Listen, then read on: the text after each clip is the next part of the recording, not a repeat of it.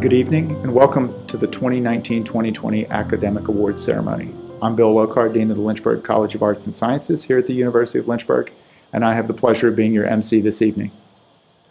Before we get started, I'd like to thank the countless faculty, staff, and students for their efforts over the last 6 weeks. This has truly been a challenging time, but it goes to show that when you come together as a Hornet family, anything is possible. So thank you for all of your efforts. Before we begin, I'd like to take a moment to have a moment of silence for everyone to think about what this university has meant to you over your time here.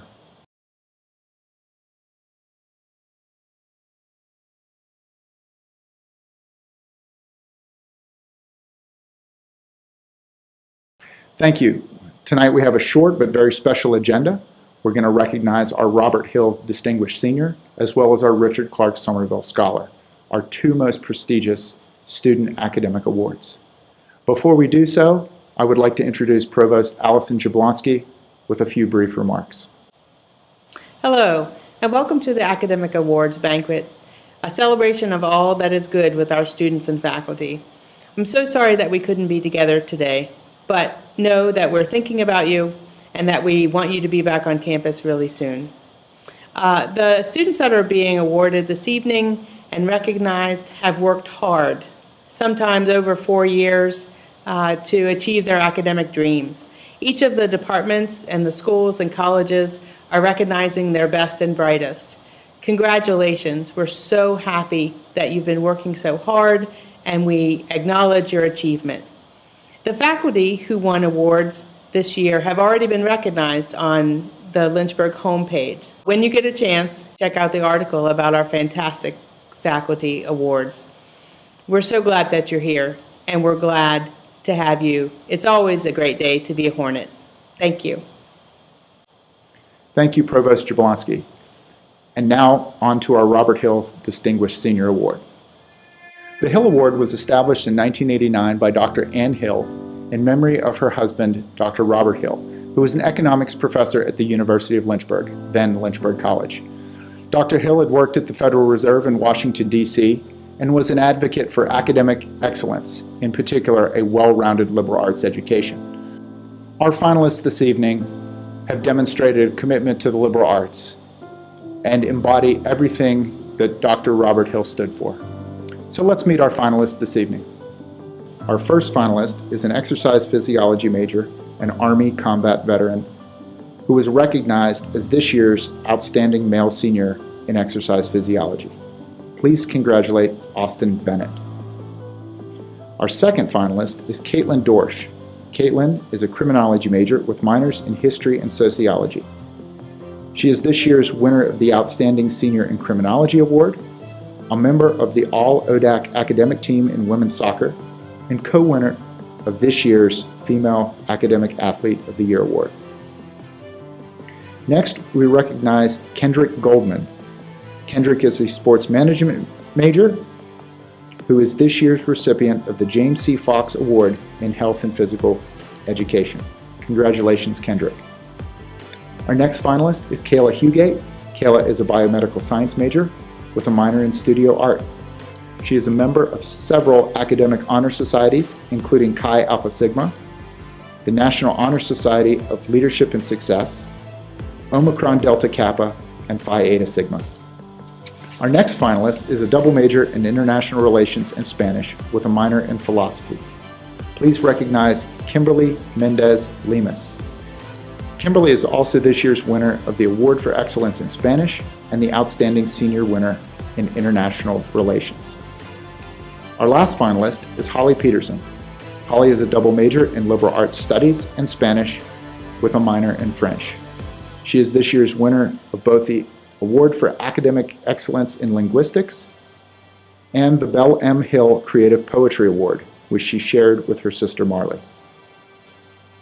These 6 finalists represent the commitment to academic success and the commitment to the liberal arts that the Hill Award exemplifies. Now let's meet our winner. This year's Robert Hill Distinguished Senior has distinguished herself as president of the National Society of Leadership and Success while engaging in a rigorous double major. She's a 3-time member of the Lynchburg Model EU, a two-time member of the Lynchburg Model UN. This year, she led a delegation of the Model UN to 4 outstanding position papers at this year's Model UN. Upon graduating, she will be joining the Peace Corps as an English teacher in Northern Macedonia. Please congratulate this year's winner of the Robert Hill Distinguished Senior Award, Ms. Kimberly Mendez Limas. Congratulations, Kimberly. Is there anyone you would like to thank? Well, first I'd like to thank the committee. For sure, they made this a wonderful and unique experience. And I'm really honored and grateful that I was chosen as the Hill Award recipient. And I wish I could thank every single professor that I've had these past 4 years. They've all challenged me in vastly different ways. But in particular, I do hold to my heart, very close to my heart, Dr. Mannion, Dr. Perrin, Jonathan Fries, and Jared Bryant. They have all been really crucial and incredible mentors in helping me grow as a leader and making me feel comfortable in my own skin. And for sure, they have been the best support system that Lynchburg had to offer. What was the experience at Lynchburg that changed your life? I mean, all 4 years have been incredibly important to me. They have been some of the best years ever. But I think from being able to be a participant in the UN simulation as well as the EU simulation and getting to study abroad in Oaxaca and even getting to be a writing center tutor, I think they've all been very crucial in helping me recognize what I'm truly passionate about. And they've helped me become a very engaged member of the Lynchburg community and to just be able to help and participate. And it all has been amazing. Thank you, Kimberly, and good luck wrapping up the semester. It is tradition that every year we hear a keynote address from our Richard Clarke Somerville Scholar. This year will be no different. This year's Richard Clarke Somerville Scholar embodies strong moral character and personal behavior, as well as academic success. He's a member of the Westover Honor College, was this year's Libby Keaton LaPrade Creative Writing Award winner, the award winner for Best Senior Thesis in Political Science, and the winner of the Leslie A. Friedman Award for Outstanding Undergraduate Scholarship. Please join me in welcoming this year's Richard Clarke Somerville Scholar, Christopher Hyatt O'Connor. Hyatt? Hello, everyone. Thank you to Dean Lokar and everyone else who worked to put on the awards banquet today. Despite the peculiarity of our circumstances, I'm happy to be speaking with you all. And since the pandemic is so pervasive in all of our thoughts and actions, I thought it best to try and talk about something else, something, in my opinion, of the highest value, which my time at Lynchburg has allowed me to strive for unlike any place else: a genuine education. A liberal arts education is designed to give students freedom for varied studies and to encourage intellectual exploration. Contemporary currents in universities across America have, in my view, stifled this exploration to a degree. There are strong inclinations today for students to specialize. Biology majors take bio courses, exercise physiology majors take ex-phys courses, physics majors take their courses, English majors theirs, philosophy majors theirs, and so on. Rarely are courses taken outside of these academic silos, besides the required gen eds and the occasional elective. How can we earnestly refer to this as liberal arts? The university's responsibility, and that of wider academia, is to provide and encourage that freedom for exploration between interconnected disciplines and schools, and thereby to help show the deep well of value that comes from this wider purview. In turn, us students likewise possess a unique personal responsibility to ourselves and to the community to reach out past the borders of our disciplines. We have to endeavor to cultivate and realize our own intellectual curiosities. But any diligent persistence to refine our hearts and minds is made so difficult by the many factors that weigh against our freedom to explore and learn as we might wish to. Student debt climbs higher and higher. University education costs more every year. In turn, these institutional inclinations towards career-intensive academics or learning for the sake of job security have refocused our energies.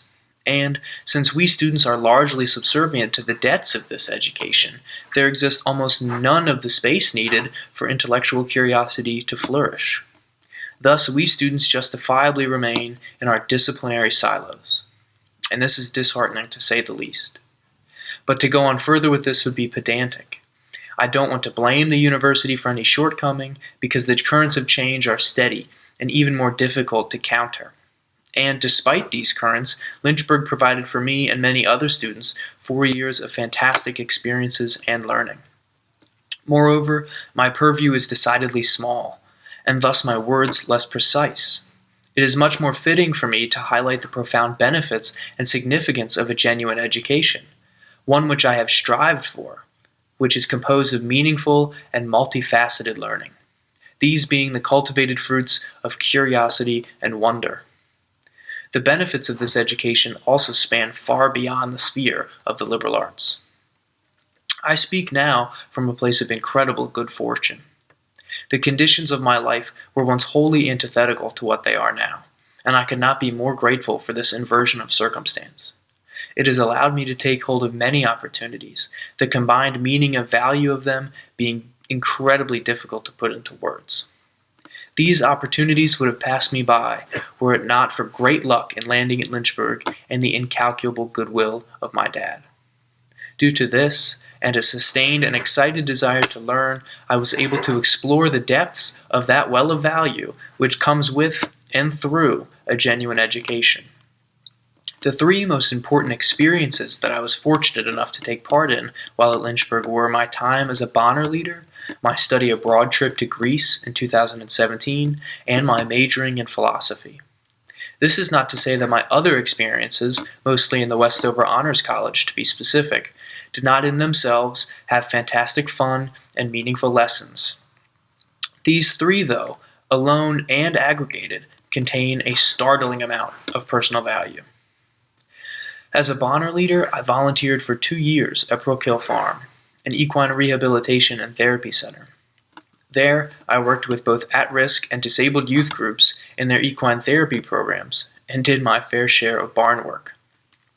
The farm provided a space and incentive for those youth groups who are often disenfranchised and vulnerable, and sometimes even made passive by their circumstances, to grow in a proper and well-guided way. I am happy to have lent even the smallest hand to that mission. To say that I was changed for the better by my time there would be a terrible understatement. The nuance of the therapeutic process, the progress of each individual student, and the fruitful relationships between them, the staff and the horses, were all wonderful things to witness and be a part of. It would be an injustice, though, if I did not also mention the barn work. Mucking stalls, managing and feeding all 40-plus horses, grooming and tacking for lessons. These supposedly menial tasks were anything but. It is through simpler work that I formed in myself lasting self-discipline and perseverance. But, perhaps most importantly, I fulfilled my capacity to empathize and to connect with those who I shared the work with. This, in turn, rooted in me an authentic dedication and care for those people, for that place, and even for myself. It was work, yes, but it was never labor. These were transformative experiences, made all the better alongside such good people as Maria, Veronica, Anna, Amy, Tracy, Joe, and Teddy. As a freshman in the spring of 2017, at the urging of Dr. Allison Wilkins, I applied for writing workshops in Greece, a month-long creative writing program abroad. In retrospect, her teaching and urging gave way to fundamental shifts in my life. When first going to Thasos, my greater motivations were opaque. What I wanted out of an education, out of my life, was undefined. And when on the island, I felt abstracted. I knew no one.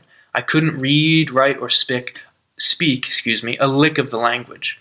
But after 1 month, I felt grounded in a way that I had never experienced before. There was my first taste of internal clarity. I could feel that my relationship to poetry was not just an affinity, but an invaluable means of introspection, meditation, and contemplation. One might not normally think of these as belonging to poetry, though. Self-knowledge, mindfulness, wider contemplation, they all seem to point elsewhere. But this is why poetry possesses such immense value. It spans across the borders of discipline and practice, of lives and experiences, and deepens the felt value of each, while helping to draw meaningful connections between them.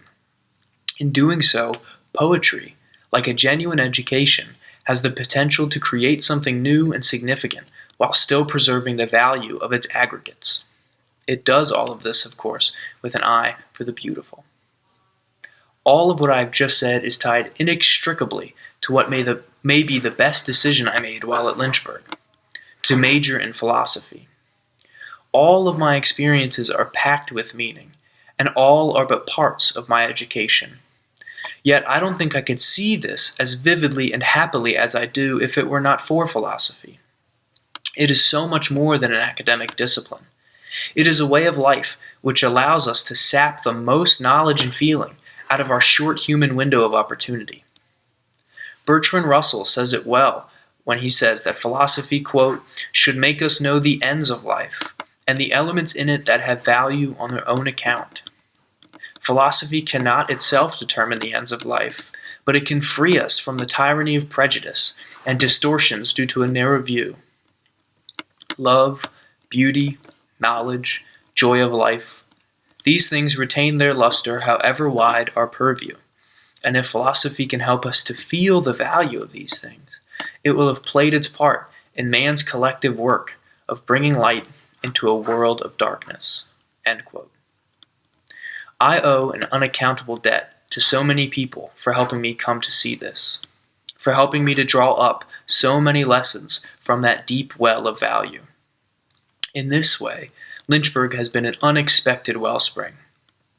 With their help, and with my own dispositions, and with great luck, I was able to try for a genuine education, despite opposing circumstances. And through this pursuit, I was able to experience and hopefully share love, beauty, knowledge, and joy, all of which hold inexpressible and lasting value on their own account. All of this has made me realize that a genuine education does not stop at graduation. It lasts as long as you do. So, I'd like to thank as many of these people as I can. Thank you to my dad, to those at Brook Hill Farm, to Dr. Wilkins and Company, and to faculty members like Dr. DeClaire, Professor Amos, Dr. Long, Professor Morello, Dr. Meinke, Dr. Brookhouse Bryson, Dr. Frank, Dr. Stephen Dawson, Dr. Lang, and to everyone else who I have neglected to mention here. And, last but not least, a great thank you to Dr. Lorna Dawson. The fact that I was asked to write these words at all is a testament to my indescribable luck. I am certain that if the currents I touched on at the outset were any different, and students could endeavor to develop and realize their own intellectual or creative curiosities more freely, that I would not be the one speaking to you today. Thank you. Thank you, Hyatt. As we wrap up this evening, I want to make two quick announcements before we recognize our final award winners. First, a full PDF of this year's Academic Awards program will be available through a link sent out by UCM later this evening. Secondly, for all of you award winners, your awards, if you have not received them yet, will be mailed out sometime early next week.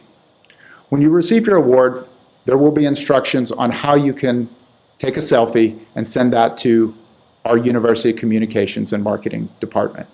We ask that you share a social distancing pic with your award so that we can congratulate you on your achievement.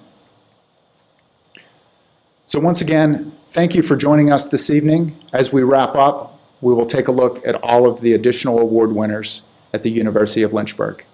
It's always great to see the successes of our students, and it reminds us that it's always a great day to be a Hornet. Thank you, and good evening.